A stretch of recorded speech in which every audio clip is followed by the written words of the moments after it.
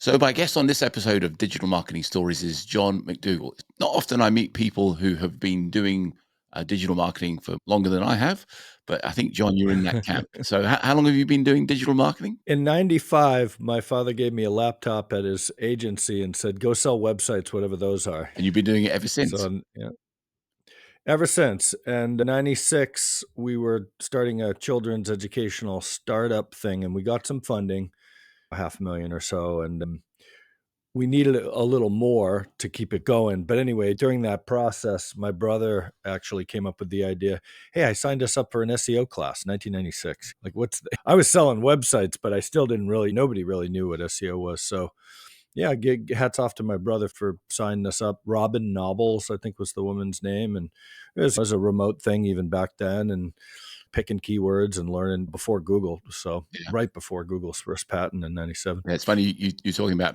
selling websites. That was my first foray. I started selling websites, and then once you present them with the website, most of the clients were going, "Well, what do we do now?" And we'd say, "You need to do some web marketing," and they'd be like, "What's web marketing?" And it's like, I don't really know. There was a piece of software at the time called WebPosition Gold. I don't know if you remember Web. Oh God, I used that. I absolutely used that. So Web We could talk about that briefly. so WebPosition Gold was a piece of software, and it had an amazing tutorial that came with it. So the agency that I was working with at the time, what we did was we actually copied word for word the WebPosition Gold tutorials and help guides. And we sold that as we called it the full web marketing pack, and we sold that for $1,500, right? And every single person that bought a website bought the full web marketing pack. And ultimately, we wanted to understand how it worked. And that was really how I got introduced to the whole Wow. marketing. And again, I've been doing it ever since then. Oh wow. So we're right at the same time zone, really. Yeah. What quick story. So Dominic's Music. I mean, this was around 99 or 2000, but late. A local music store selling band instruments. And he was selling all around the country, if not to the world, but he was near me. And he mostly made his thing on eBay, made him a lot of money. And he had I think 200,000 email subscribers from eBay. Cause back then they would give you the people that you were selling to in like you get their email and everything. So anyway, so we built a website for them, and I used WebPosition Gold, and it said like, oh well, Alta Vista likes this amount of keyword density. Lycos this, AOL this. Wasn't that the thing? And so he had like maybe like a 300-page website or something, and I copied every page and put up another page, duplicate content of the page with slight variations based on what WebPosition Gold said to do. And I had some file naming structure. So it was like alto saxophone 1, model 29, Lycos. All the like 5 search engines or so, 5 flavors multiplied by hundreds of pages. And I uploaded it onto the server, and he had been uploading everything for eBay up there. So it was just a mess. Like when you FTP'd in with like WSFTP back then, and it was just this big mess. And I just added 600 pages or whatever it was. And then when we go, oh crap, Google search engines don't like that, I had to go in and just delete all those like stupid duplicate content pages. But it was that similar to what you saw with WebPosition Gold? Yeah, it was always one of those things. Like I guess SEO back then was very much keyword stuffed pages, and you would you would have like a daily battle to see who would be top of wherever it was. As you say, you had In the meta keyword tag. Yeah. I always remember saying like the kind of thing that we used to do was we like Google had page rank, so it would be we would sign up for a Yahoo directory listing, set up a DMOZ listing, and that would guarantee us a page rank of 4, right? And page rank 4 was like the entry level, and you can go from there. And ultimately, Wow, you have a good memory. That's cool. the holy grail was always like .edu domains because they had more trust and authority. Oh yeah. I always remember Yep. telling the story of one of the ways I used to generate links from edu sites was Yeah. there was an awful lot of fraternity houses, and quite often the people that were in the fraternity houses would work in the IT department. Nice. Yeah. They would have an email address in the .edu, and I would say, look, can you put a link to my website from your university website, and I'll send you like 2 kegs of beer to Yeah. your door, Yeah. Yeah. I to your guess frat it. night. And they'd be like, Yeah. yeah, we could do that. Beer for links. So, and that was kind of how, yeah, Links, which absolutely. what would people charge now, you know? Yeah, it sounds crazy to think about it now, but that was the equality of what you were looking at that particular point in time. There was I wish it was that easy, don't you? Back then, because clients would come and you'd do some of that stuff and it would work. Almost like guaranteed. Like everybody you touched, even if they wouldn't let you blog or do any content, like you could pretty much with on-page SEO and some links, you could like, whoa, look at this ranking report. You're going way up. yeah. Man, I mean, we got clients now where you're doing 15 articles a month and you're just in a sea of content. So there's so much to do now. Yeah, so I mean, content creation has become like ubiquitous now. It's so easy. Like, and again, I always remember it used to be that the only content that mattered was blog posts that were like 400 or 500 words, right? And sometimes I would query and question the validity of whether a 500-word blog post was more valuable than a really solid link from a very authoritative site, where it didn't come from a 500 blog post. They weren't linking to a blog post. They were just linking to you because they liked you. They liked the Right. the way in which you conducted business. Yeah.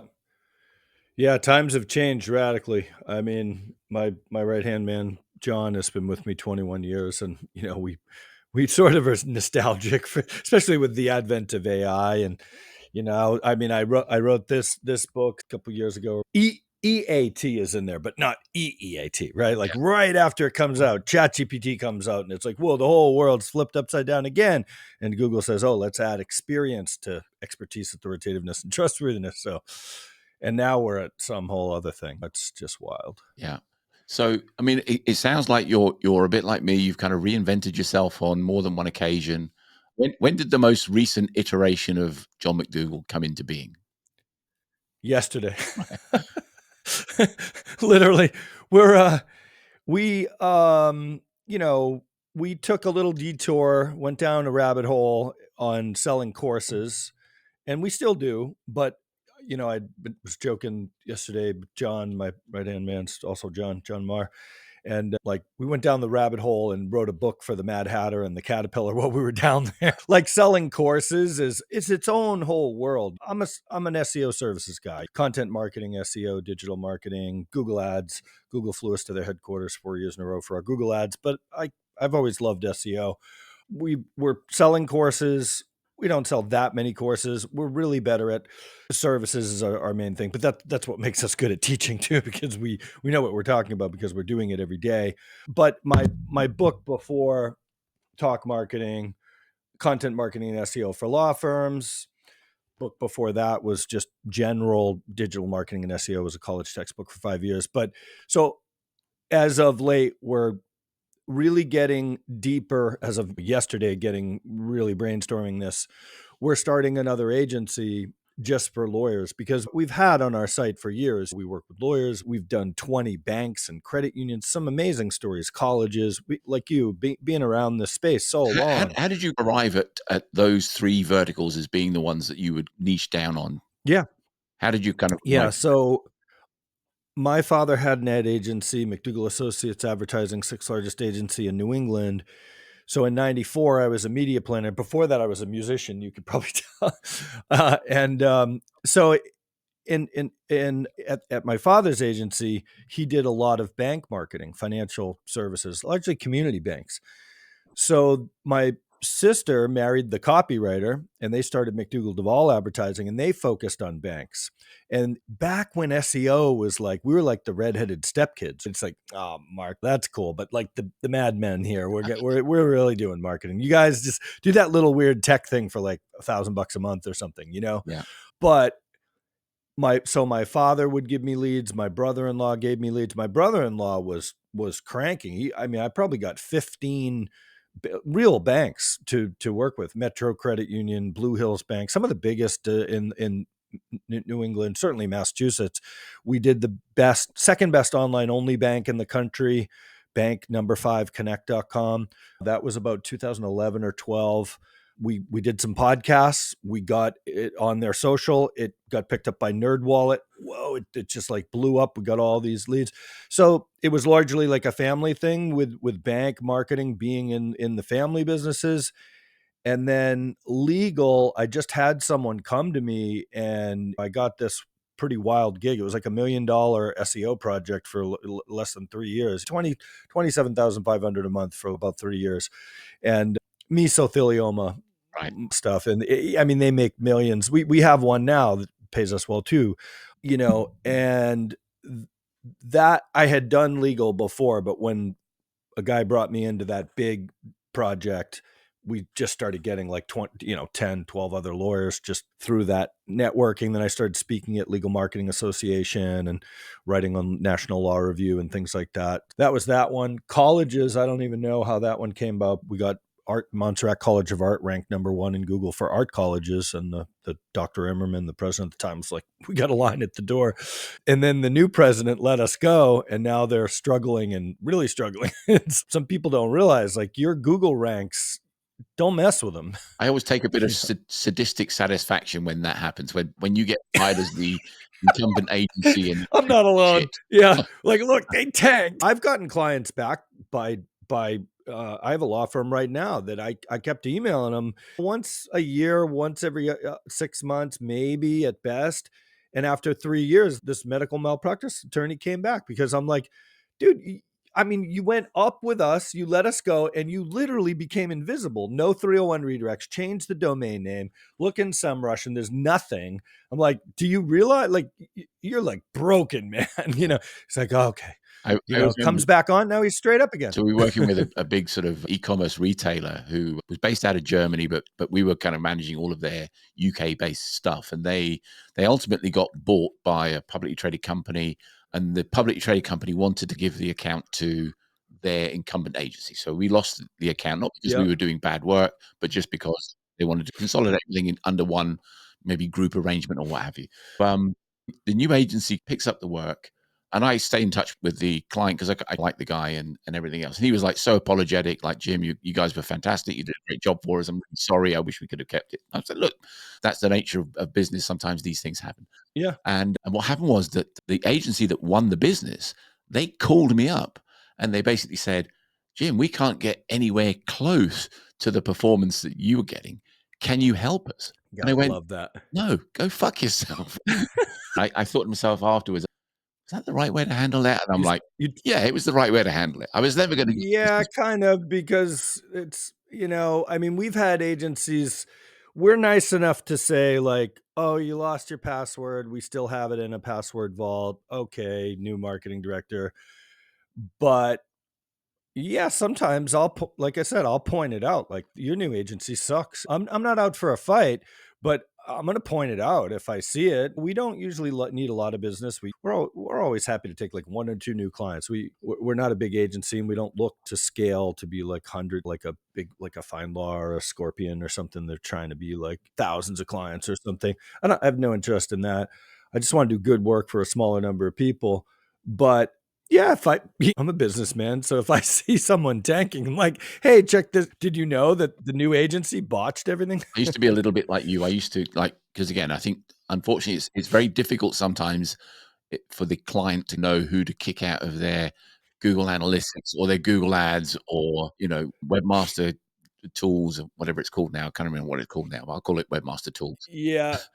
Search Console. Yeah. And at one point in time, I used to stay in all the accounts. I wasn't deliberately going and looking, but sometimes you would just out of morbid curiosity check to see what's going on. Quick peek, yeah. And in the end, I just said, right, the day that we lose an account, if it ever happens, delete everything. I'm like, right, we're done.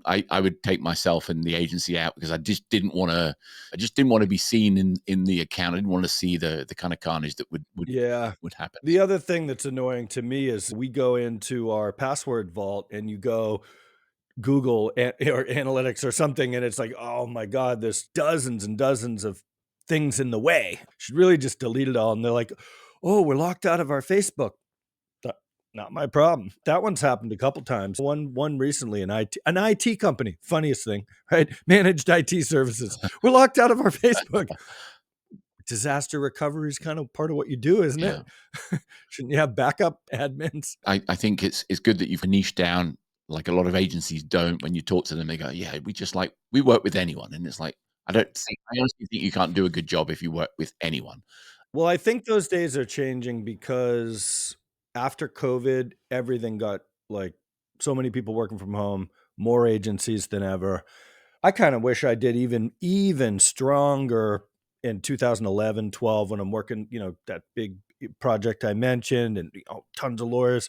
Really just burn the boat is what David Baker, this awesome agency consultant, told me recently. It's like you got to burn the boat because when you hang on, like you said, we don't want to lose if someone comes and they do this other thing. Well, that's what holds you back from being a real specialist. And I think SEO is so difficult now by comparison to what we were saying earlier.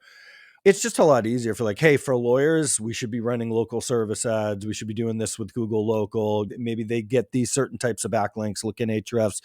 It's just a routine that you can come up with. Or personal injury lawyers, they like certain types of blogging or other type, even down to certain types of lawyers. Whereas like general lawyers that make contracts or things, they don't really care about SEO. They're like trying to impress the general counsel at GE or something. They're into thought leadership.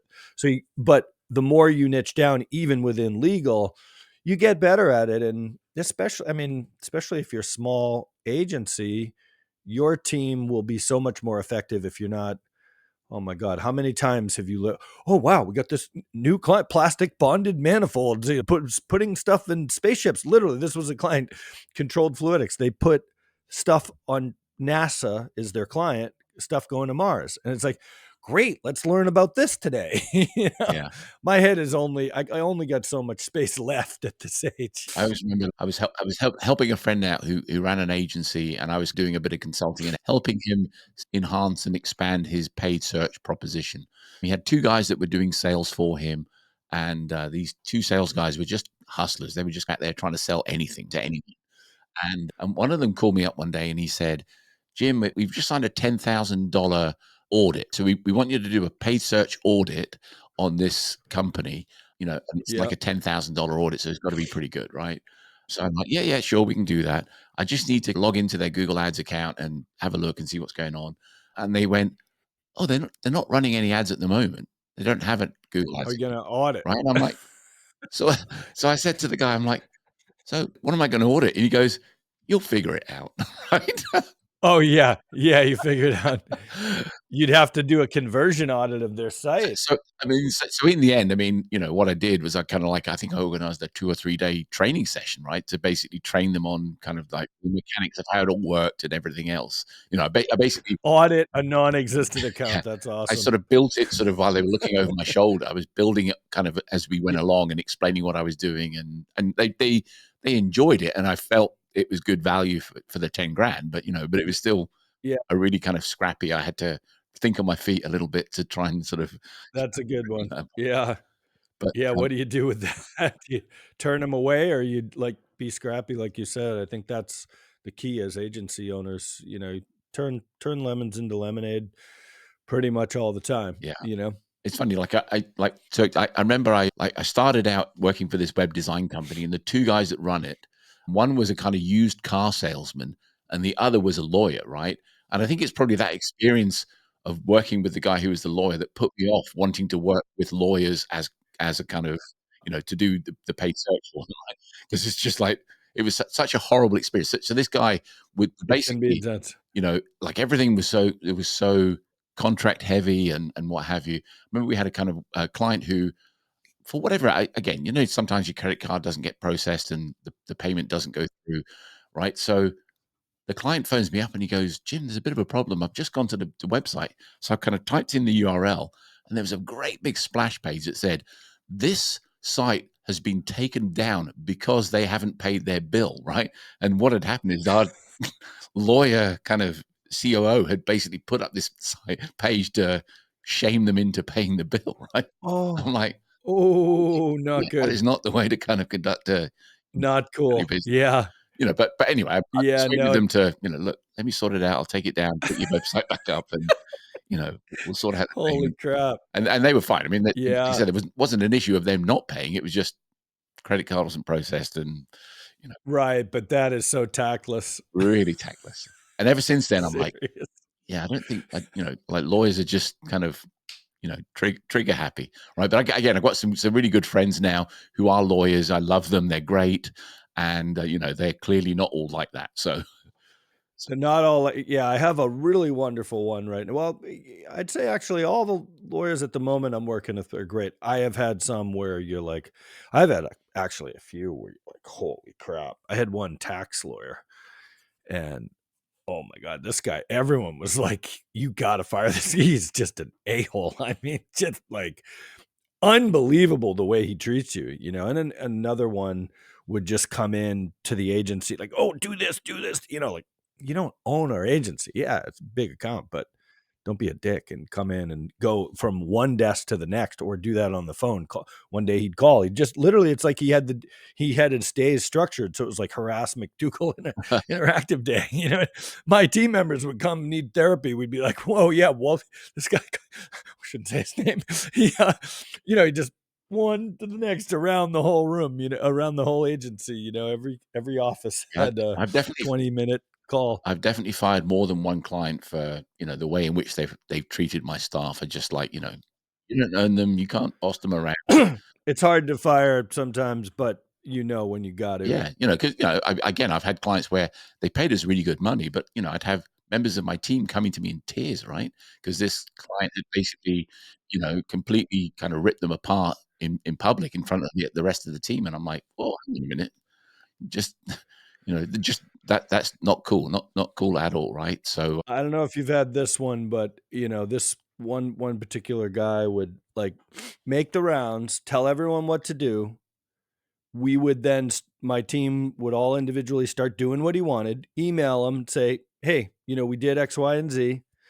He would get lost for 6 weeks and then come back and be like, "What the hell is all this?" And they're like, you know, "You you told us to do this. We started, but there are prerequisites like you need to reply and give us this to go to the next thing."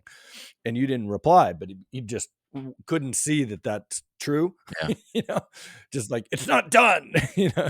It's not done because you flame like a freak every 6 weeks, but that just doesn't work. Anyway, So what horror stories with agencies are certainly not uncommon. Yeah. So one of the things I was like really keen to kind of talk to you about, like Yeah, having you to kind of come on is the kind of the concept of podcasting, right? Because I yeah, mean, I set this up. I think I did it like just before Christmas 2023. So yeah, just over a year ago. yeah, I thought, I know it'd be cool. I'll set up a podcast, right? Um, yeah. and I didn't really realize just two things. I didn't realize how time consuming it was, but I also didn't realize how much fun it was. It's so much fun, right? I really, really enjoy it, right? Because I get to kind of meet people I know, people I don't know, learn about stuff that I really kind of have no clue, but I'm very curious about, right? So it's almost like I get the opportunity to kind of watch a keynote presentation, and I'm the only person in the audience initially, right?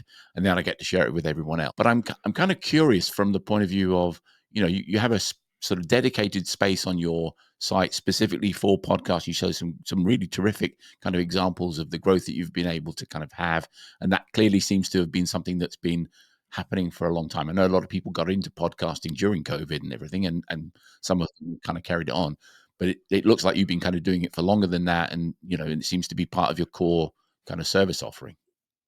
Yeah, more so, we're better at it for our clients than ourselves, I'll be honest. I've starts podcasts for myself for different things for talk marketing. Sometimes they work, sometimes they don't.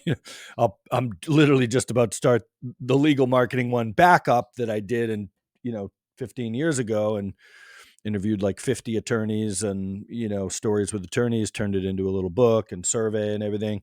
But with clients, we are very proud of how we consistently, I mean, we're responsible for SEO. And as you know, you really can't do that anymore with keyword stuffing. I mean, like these $500 to $1,500 or $2,000 a month agencies that say they're doing something, but I don't know what they're doing. Like we come on and they're like, oh, we had this SEO company. Like that's like a 9-page website. You've had them for 5 years. Yeah. What the hell with it? And you have a crappy backlink profile. So basically they were like, buying links on Fiverr and like, I don't know, shifting the keywords around every few weeks, or nothing. So we learned early on, that you needed content, and we would write it and blog, after, Panda in 2011 was like, Google said, hey, you can't just copy each other's content. You can't have duplicate content. 2012 Penguin, got crushed. Like, we were doing e-zine articles, and like, we were never Black Hat, but we did e-zine articles and article link building, because that was just like what most SEOs did, because who knew that was going to be a bad thing? Like, I don't think you knew. I mean, it was kind of like, you kind of knew that it wasn't the best thing, but you didn't really know it was like going to like kill you. And so I think after Panda and Penguin, those things back to back, like kicked off official, like, okay, content marketing isn't some kind of like optional thing. And ever since then, everybody's like gung-ho on content marketing. But a lot of people like controlled fluidics, like, how the hell are we going to write about bonded plastic manifolds going in a space, NASA, literally a NASA spaceship to freaking Mars, So we start doing audio interviews about 2008, to get extra content. The first one was an artist interview from my father's. After he sold his agency, he had McDougall Fine Arts, and we did this guy, Jeff Weaver, a local artist in Gloucester, went down with a little, I don't know if it was Tascam or Edirol or some little MP3 recorder, and hit go and had a conversation. It's like, geez, that's, imagine we interviewed like 100 artists. There'd be 100 pages on the site with the transcripts of like, actually not BS content. I mean, that's actually interesting, useful content for an art gallery. It doesn't get much better. And because it's like recorded, it's unique, right? It's not like it's not like it's the same words, because it's somebody talking, and it's kind of,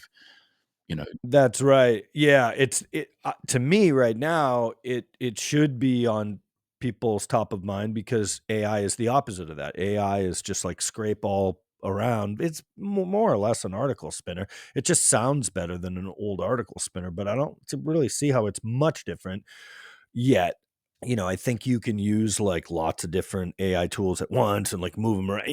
There are things you can do if you're like a guy in a garage selling pea protein powder and you don't care if you burn your domain. You probably just use AI. But I think Neil Patel Digital has stated pretty clearly that like if you just push a button and use AI, your ranks are going to go down.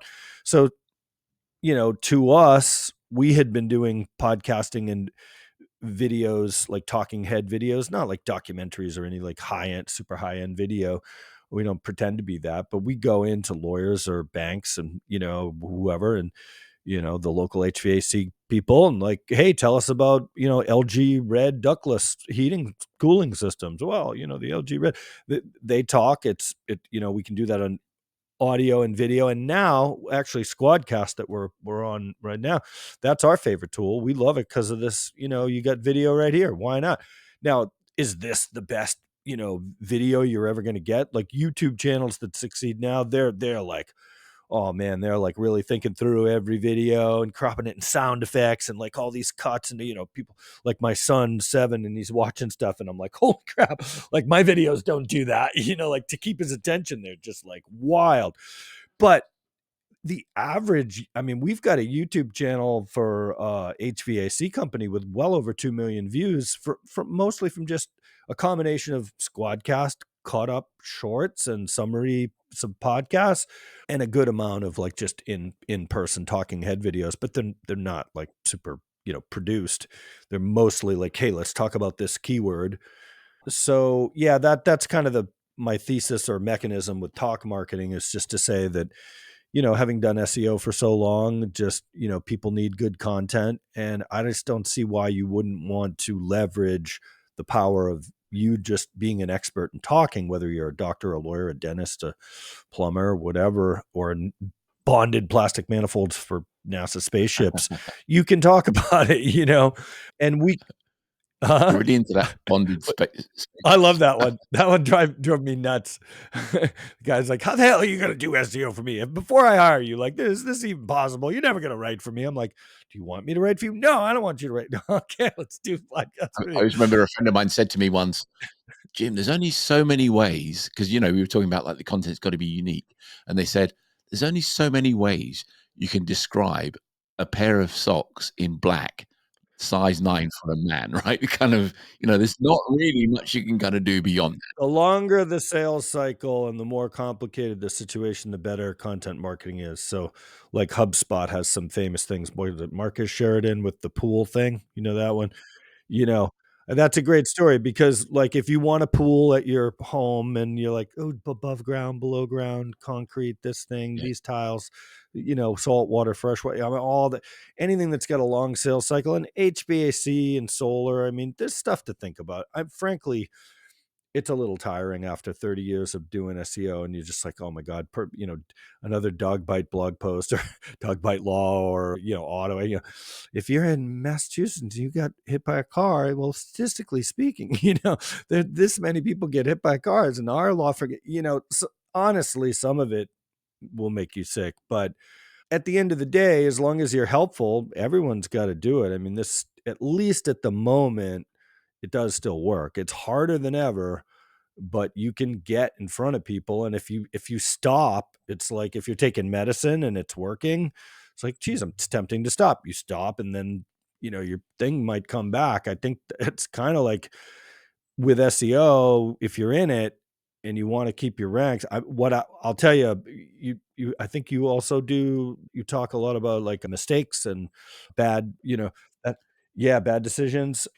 I've started and stopped my own projects, and I'll tell you, it's not instant, but I'd give it a 2 or 3 months. And Google is, if you just stop blogging entirely, whatever ranks you had, it's going to yeah, change. There's no doubt.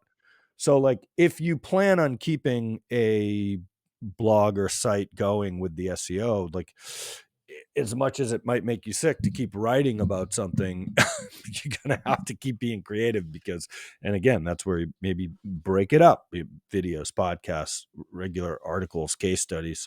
yeah. I mean, it's always interesting. It's always interesting. I always remember like with the whole SEO community, right? So again, SEO community Yeah. again, it's very um it's full of people with that kind of very vain, love seeing their name in print and everything else, right?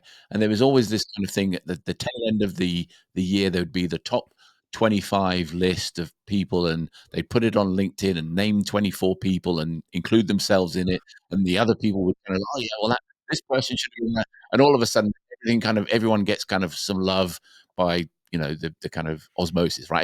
Everyone gets some shared love, right? And I think in some respects, it's sort of like I'm finding that with podcasts, right? I mean, a lot of people will go on to podcasts because they want to promote their own podcast, which is cool. That's fine, right? I mean, you've got to look at it and say, well, people are going to give up their time in return for something, right? I mean, at the end of the day, you promote your books, and I'm absolutely 500% cool with people promoting whatever it is that they have, whether it's services, books, Yep. you know, courses, doesn't really matter, right? As long as they're adding value, right? Because ultimately that's what it's Oh about, yeah. adding value, telling stories, good, bad, indifferent. Because I want to help, people that are thinking of marketing as a career, right? Knowing what some of the challenges are and some of the industries, and again, some of the war stories, right? Because I think it's important. Eventually, these war stories will not be told anymore because the people that that lived them at the beginning will have retired or whatever, right? I mean, I always That's right. I've had two podcast guests recently, both of whom went through the process of kind of getting into the industry by going to a Bruce Clay training workshop, right? We did that in the way back 20 years ago. I went and then sent John to California. Bruce is cool. And again, Bruce is a great friend of mine. I see him Oh, I see him nice. at PubCon. I saw him just sort of tail end of last year. He's come up with this new tool. But again, I mean, he's not afraid to tell you. I mean, he's now in his kind of like early 70s, right? So you're thinking, Yeah, I was gonna yeah, I'm say. I'm like, fantastic. I'm just delighted that he still has the passion to kind of continue to get up in the morning and get dressed and go out and hustle and and have He's one of the absolute originals. So yeah, and for me, I like I said, I love the fact that like I said, so many people have been touched by his training and his experience back in the day, but yet he's still reinventing himself. I mean, if you look at the Bruce Clay today, very different than Bruce Clay from before, I right? haven't looked in a long time, but we've been talking about him lately because the search engine relationship chart, actually, I did look that up recently. He still has it. I was like, holy crap, it's still there.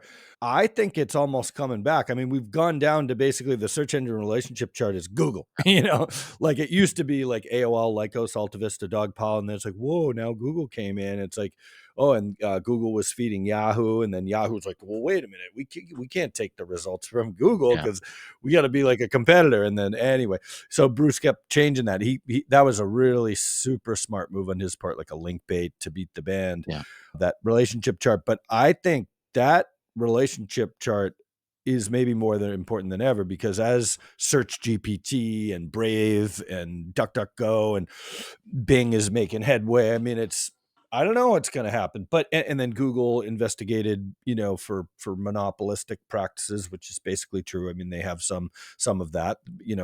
I don't really know if I have the answer to what should they be broken up. I mean, but if I almost, as much as I think maybe they deserve it, if they certain, they have to break certain things up. But on the other hand, it's like I would feel bad for them too, yeah, because like if you take Chrome away and the data, it kind of sucks. Like, yeah. so, I don't know. I hope there's a nice solution for everyone wins, because obviously Google's been good for me over the years. But I mean, Google's Google. They're just huge, and that's controversial. Like I hate them, they hate me, and it's fine, right? Yeah. We know we have to work with each other, so we just get on with it, right? And What's wild is Danny Sullivan.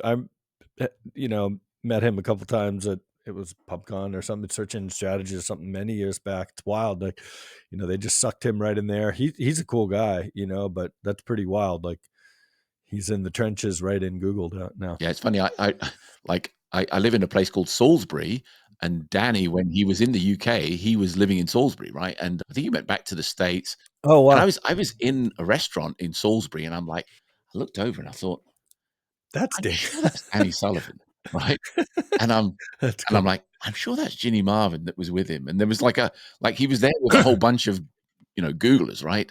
And I was really tempted to kind of go over, and I thought, well, if he's there in a sort of personal capacity, because it looked like he was there with his wife and children and everything. I'm thinking, in personal capacity, kind of me sort of strolling over there. I sent him a DM on Twitter, and I'm like, yeah, having a nice meal, blah blah blah. I think he responded to me like 2 or 3 days later, and Yeah, so yeah. yeah, I mean, No, that was nice. Not, I mean, I think if he got up and you could, comfortably bump into him and say hi, that, yeah, but yeah, to just jump right over with, break it up. But yeah, I mean, I I think, so you talk also about careers and people trying to advance yeah. their careers, right? So I've done some speaking on at colleges on, how to get your first job in digital marketing and like how to think about it. We've had tons of interns back in the day, I mean, I've got to say, John, I'm Yeah. encouraged that somebody like yourself is actually in colleges teaching people. Because for me, I've been very concerned that the college syllabus or the kind of university whatever syllabus about digital marketing is not being taught by people who really kind of like know it at the level that they probably should.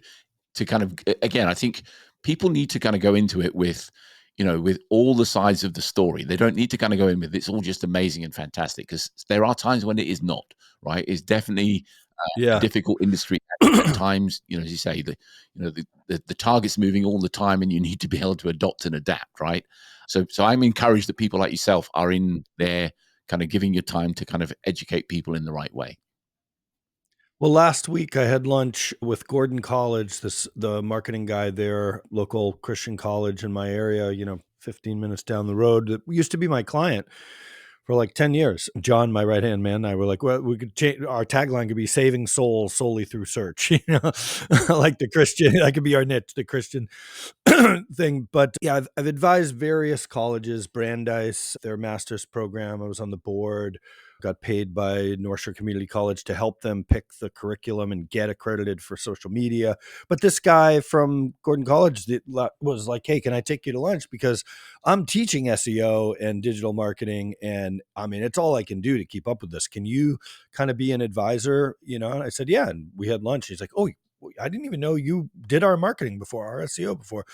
It was cool. And the woman that used my book for 5 years at North Shore Community College, wonderful woman, but she doesn't do what you and I do. So, she sells some websites and stuff, but not, I mean, you got to be having 10, 15, 20 retainer clients for SEO before like systematic, workout processes and the whole 9 yards.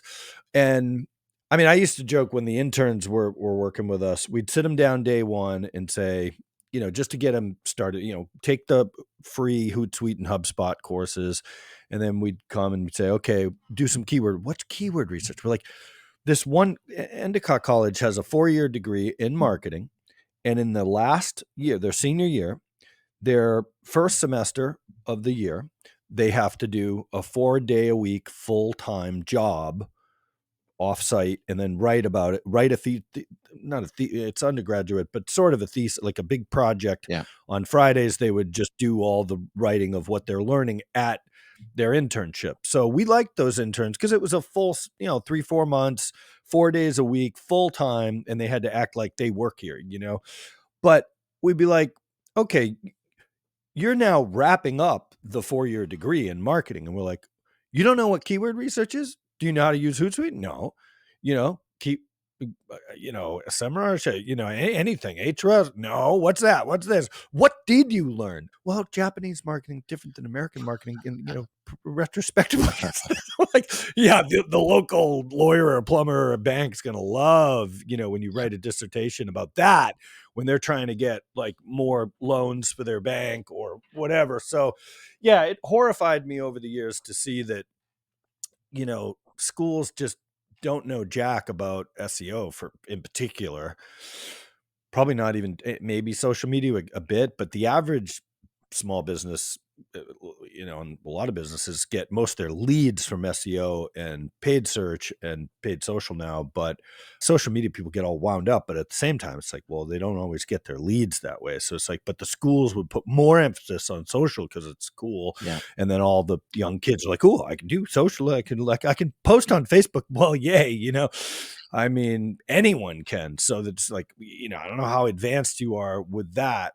So yeah, like with Brandeis, when I was advising now, I was like, they were in the master's program. They're like, well, we're going to have them take C++ and 2 writing classes and a photography. And I'm like, holy crap, what do you expect people to be?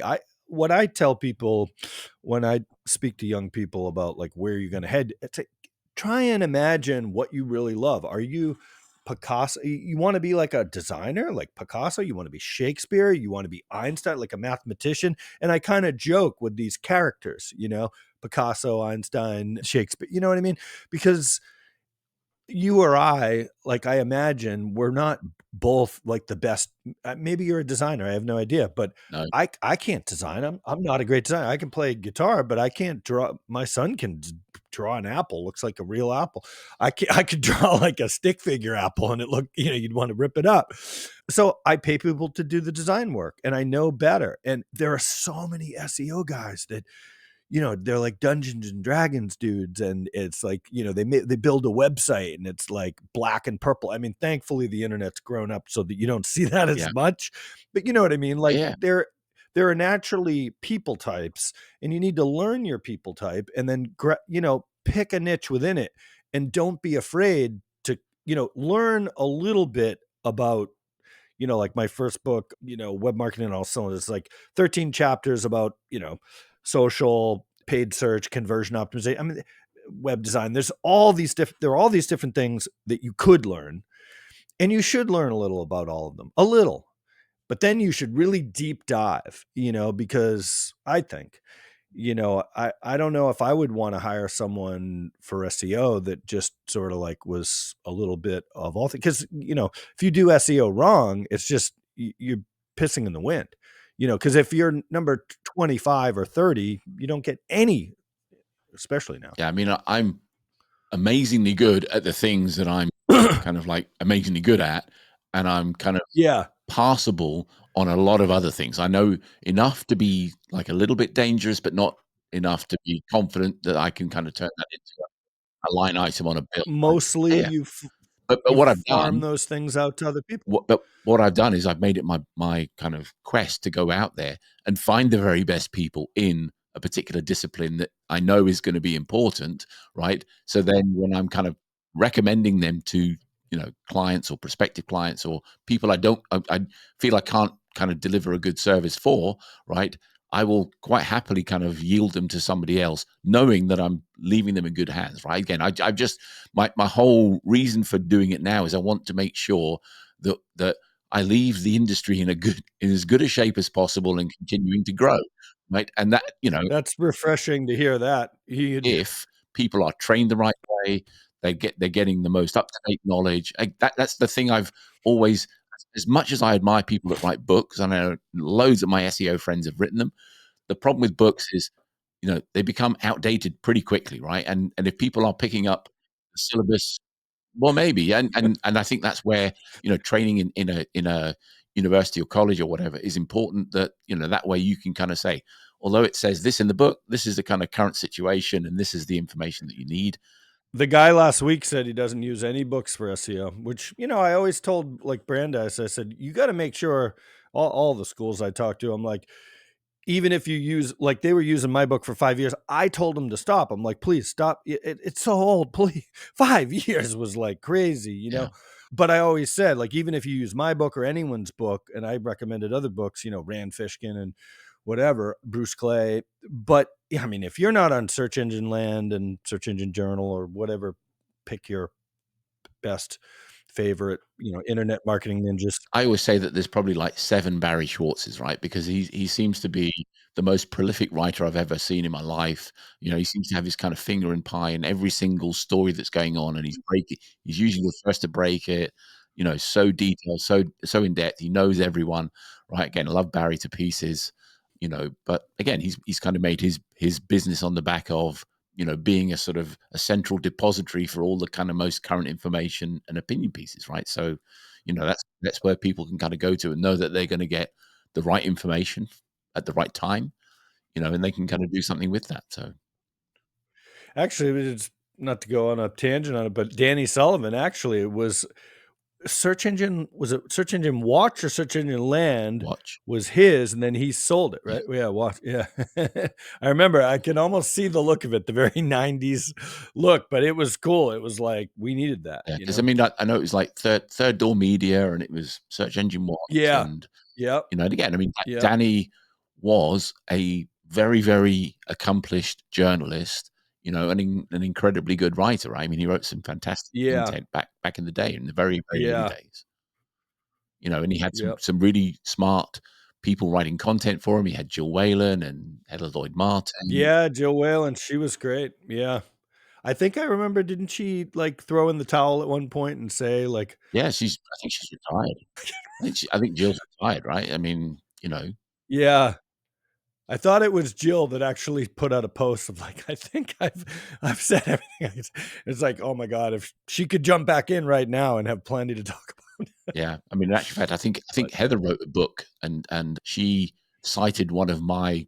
I sort of said something and she cited it in the book and she invited me along. She was nice. she was presenting at, I think, one of the events in London, and she kind of asked me to kind of go along, and that was how I got. I think that was kind of how I got introduced to the sort of speaker circuit. The kind of the people that were out there talking about stuff. Because again, it was like very rough back in those days. We'd all kind of. I mean, that's the origins of PubCon. It was like it started in a pub, right? And it was like, and yeah, I mean, it became great. And although there was presentations, there was also, you know, 2, 3 o'clock in the morning sort of sessions in the bar where people would really kind of dig into the weeds and talk about stuff. This Yeah, it predated all the was social media, right? So there was no tweeting and those things, not just the actual talks, were like eye openers when you went to those. but again, I mean, like every single PubCon, we would have Matt Cutts would turn up and he'd do a presentation, hang around, kind of go out for dinners with people, and yeah, very friendly. I had some good dinners like with Jim Boykin, Internet Marketing Ninjas. He was like super link guru. I don't know if he's probably still doing it, man. Freaking genius. I met Dr. Cialdini. That was cool. The influence and Yeah. persuasion author. Brett, I was gonna hear him Yeah. talk, and I'm sitting there early like a nerd, like, Yeah. oh, Cialdini, wow. And Brett Tabke was there, and he's like, oh, you want to meet Cialdini? I'm like, oh, cool. So I got to pick his brain. I've known Brett for forever, right? The very, very early days. I always tell the story Yeah, that I cool. introduced him and his wife to each other. So, like people say, Oh, wow. people always Jeez. say, "Well, I haven't put in my pitch to kind of speak at PubCon," and I'm like, I don't think I need to pitch to speak at PubCon, right? Because Brett's wife Erica would kill him if I said I'm not going to come because I'm not speaking, right? So he'll always put me on something, panel, moderating. I don't care. I'll kind of do anything to help him out. Such a great guy. Yeah, no, he really just went out of his way. I just started chit chatting with him. I think I didn't know who he was until, I mean, I knew who he was. Yeah. I didn't know it was him until he said, I'm like, oh, it's like Brett, the organizer. Yeah. He's like, yeah, let me introduce you. I was, he went out of his way. I didn't say, oh, can you, he just knew how to put the dots together, Yeah, and he could always get like pretty top notch keynote speakers to come along and speak. I mean, he had like Malcolm Gladwell, Guy Kawasaki. You know, yeah. I mean, I'm trying to think who some of the others were, but yeah, some phenomenal keynotes. The only problem is that it was always Vegas and it was always like 9 o'clock in the morning, and I said to him, I don't do 9 o'clock very often in Vegas. It's not my thing. Yeah. If I do 9 o'clock, it's because I've stayed up the whole night rather than I'm going to bed and waking up at that time. So. God, you're making me nostalgic for those days. Search engine strategies in New York. I used to always go to that, and because I'm pretty close to New York. I mean, PubCon was almost like more hip in some ways, like, it's its own little small thing. But then, I mean, the early search engine strategies, it was such a bunch of nerds. And then I don't know what year it was.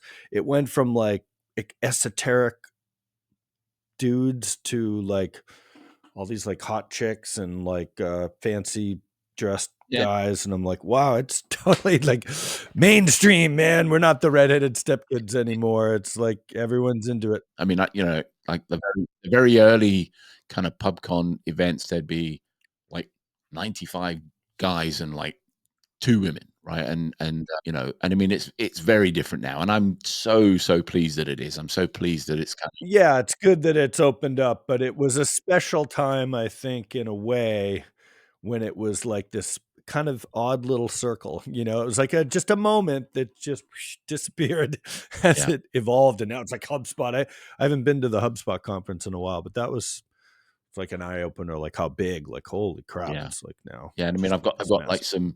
some phenomenal female.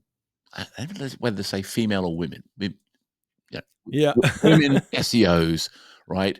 Yeah. Who Yeah. and they come out with these lists of top 20 SEO women, right? And they hate those lists, right? Because they go, I just don't, to me it's sort of like there shouldn't be a top women Why should it be SEOs. segregated? It should Yeah, it just should be a just be top yeah. SEOs, and I should damn well be on that list. And they're absolutely right, they should, right? So, you Right. know, Right.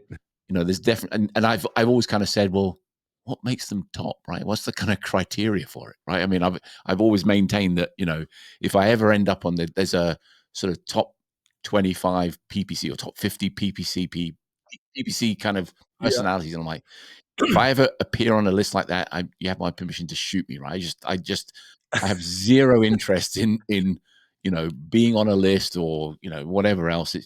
It's never ever, in all the time I've been doing, it's never been about me. It's always been about the people I'm serving, whether that's my staff, my clients, right? Yeah, I'm Community with at you on large. that. I don't, and I think when I was younger, it was like you felt like you needed the authority of like, oh, I got to get on New York Times and Forbes and all this. And then once you do, you're like, oh my God, over and over again. Like, I don't need to do that over and over and over again. I mean, I suppose you should keep it up. Yeah. Just, but yeah, like I said, I like to just do a good job for a small number of people. And I think niching, you get to do an even better job. Yeah, you get paid better, and I think you maybe can just do better because it's more efficient, Yeah. And I've always maintained the clients that I work with, the relationships I have with them, I always kind of say to them, I will always, always put far more money on the table than I will ever take off it, right? So I will deliver immense value, right? And in return, I expect to be paid for that, right? But if I don't deliver immense value, I don't expect to be paid, right? So, you know, I mean, I call myself a performance agency. That doesn't mean I'm only getting paid commission, but but I'm very, like I said, I'm very sort of selective about who I work with because of that, right? Right. Yeah, oh, yeah, you have to be if you do it that way, yeah. Can't add value, then Yeah, it's probably not worth me working with them because I don't think yep. it.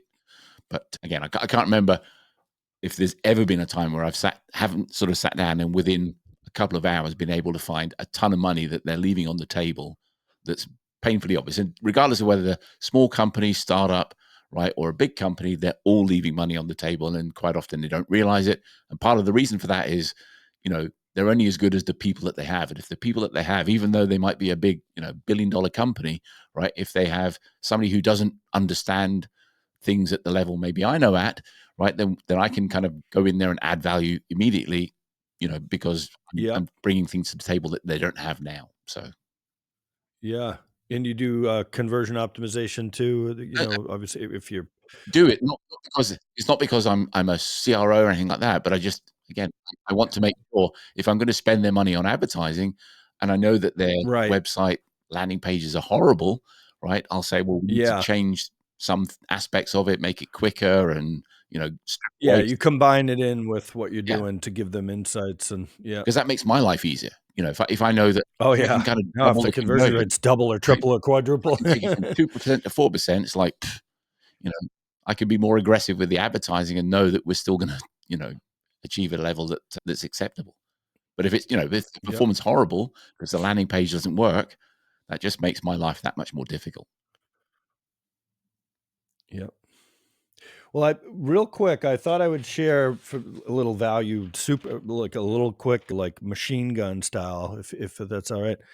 So and this is just quick and it's kind of off the cuff, but I made a couple notes just because I thought, because of some of the things you talk about mistakes and like, stories of things to fix. One webinar we used to do was like 25 mistakes to avoid with digital marketing. So just maybe a dozen of them, really super quick. So like, what's amazing, we come to a website like there's no SEO. It's like, well, there's no index, no follow on your site. Like the guy that launched the website forgot to take no index, no follow Yeah, off. Lack of 301 redirects. People don't do like, if they had value in their old site and they changed the page names and all of a sudden Google's seeing like broken links because they didn't 301 redirect. We've seen huge catastrophes from that.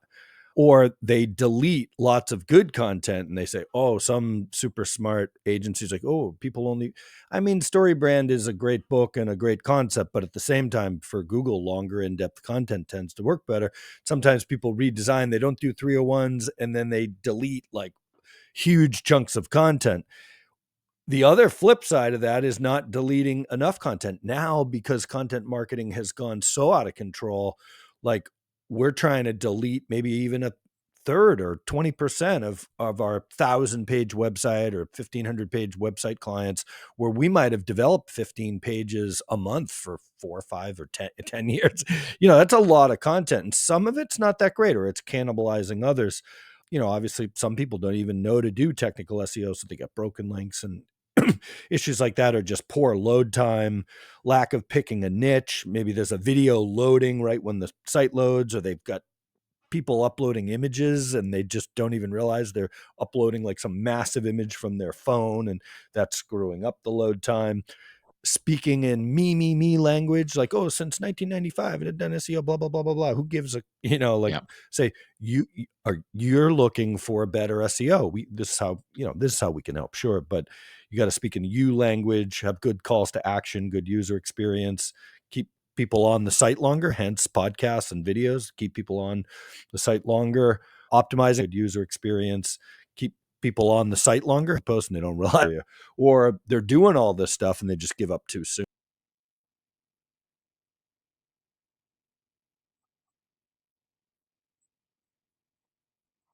So, those are just little snippets of that, like, so John, big mistake I would thing. love to kind of like continue talking, but I think we're probably due a part 2, right? So Yeah. why don't we kind of Yeah. we'll reconvene at some point in time in the future. Yep. I'll Sounds have you good. back. You can give me the rest of your list, and we can kind of talk through some more changes and challenges and things that have kind of developed since we pick up here. Because I can guarantee you, the one thing that is absolutely certain to happen, the minute we kind of finish this conversation and it gets published, right? Things will change. Things will move on. Some things will kind of come back into fashion. Some things will go out of fashion, right? And hopefully we can kind of keep people heading in the right direction in terms of where they need to go to. So thanks again so much for coming on today, and I'll talk to everyone else on the Digital Marketing Stories podcast for the next episode. Thanks a lot.